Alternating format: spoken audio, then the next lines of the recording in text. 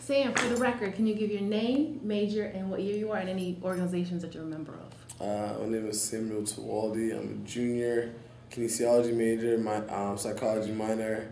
I'm treasurer Alpha Phi Fraternity Incorporated, along with National Parent Helen Council, and vice president of the kinesiology club. How might you define colorism or racism on campus? Colorism or racism on campus. I think I could define colorism as especially on campus as subgroups right here. As subgroups, you see a lot of students hang around within their own ethnic, group with people that are from their own ethnic background. You don't see a lot of people having the what's the word I'm looking for? I'm tired. You don't see a lot of people with the courage to go approach people of different races, different ethnic background. I feel that's a big problem with the unity on campus. Thank you. What roles do you think skin color plays for your peers or yourself at an institution like UMass? Does skin tone influence a student's self-esteem? Do you think it influences their involvement within communities? Do you think it involves their level of leadership? And if so, how? That's a good question. I would probably say that, can you repeat the question one more time? Yeah, no. Yeah, that was a long question. I'm just as tired as you are. What roles do you think skin color plays for your peers? Does it affect their leadership skills? Does it affect their involvement within the community? Does it affect their level of achievement, whether or not it's within their academics, whether or not they graduate from college? Mm-hmm.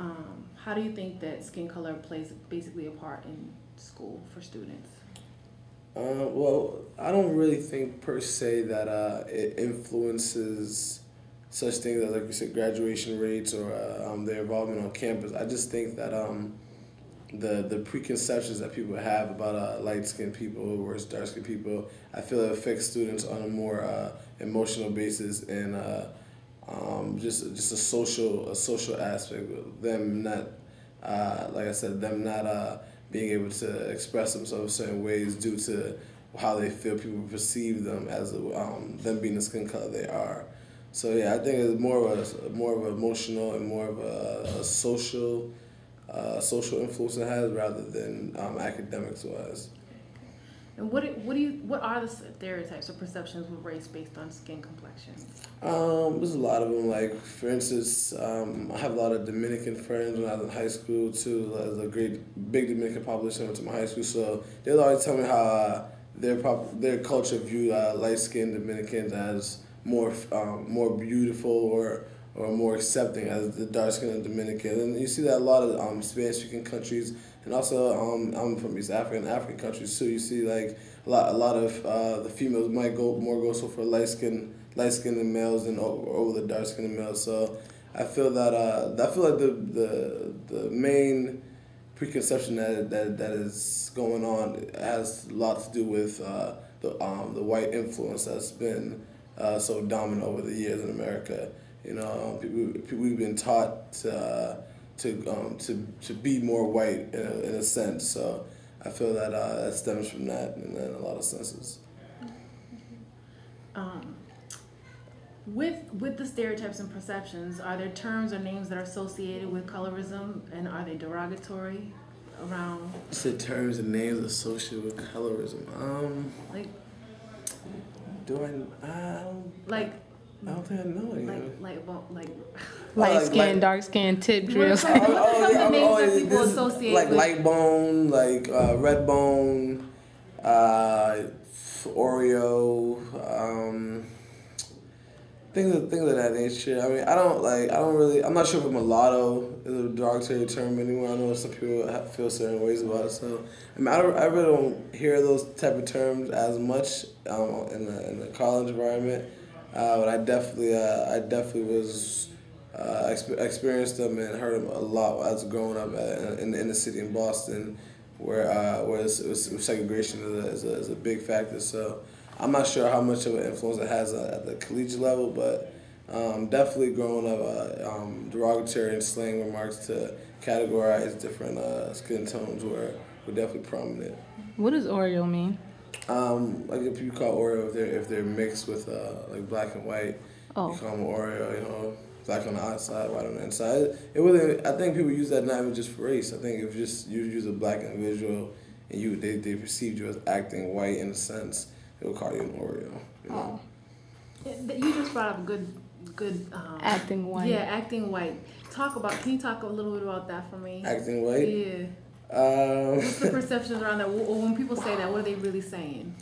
I feel You're like intelligent. Yeah, I feel like in a sense, especially like I said, I don't know if I see it so much at the collegiate level, because the students achieving higher in academics. But like in high school, I feel like people use terms like acting white and Oreo as just a way to just shadow their own insecurity, like of abilities that they lacked. And for instance, if you express intelligence in the classroom, or you're acting white, or if you didn't talk slang or you didn't talk a certain way, you were acting white. So I feel like it just elevated to something that it's just been a way for kids to just hide their insecurity and just blame everything that they can't do on the white population. So I mean, I don't know what acting white actually is. I don't know how can you act white or how can you act black. I just feel it's all culture based. It's all culture based. Just like you might see a white kid, and just because he talks a certain way, he grew up in a certain demographic, a certain culture. Just because he talks in a certain slang, they might say he's acting black, but he's not acting black. He's just acting how he grew up. It all depends on what culture you grew up, what demographic you were brought up in. So. Thank you. Do you think that colorism plays a part in I'm sorry, let me rewind. I'm so tired. Do you think that the stereotypes and perceptions around colorism are the same for men and women? And if so, how so? Or do they differ? Oh, the same for men or women. I feel as if I'm not going to say they're different, but I feel as if females, they feel more strongly about the perceptions and ideas that others may have about them, considering their skin tone.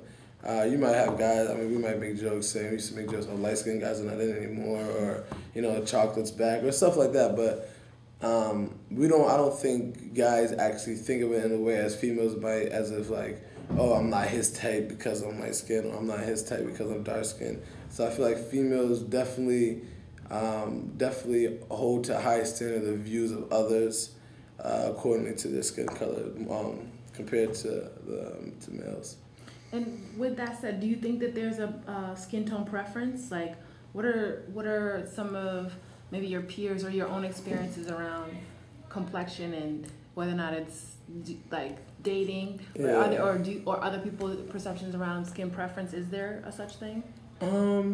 Yeah, I mean there definitely is preferences. I don't feel as if it's something that's generalized. I feel it depends on the individual, what the individual likes, and it's all what that person's into. I don't feel like there's a general consensus that light-skinned girls are the more attractive or dark-skinned girls are the more attractive. I just feel like it depends what you like. Some guys might go for darker girls, some guys might light-skinned girls, some guys might white girls. It just all depends on what you're looking for. Okay.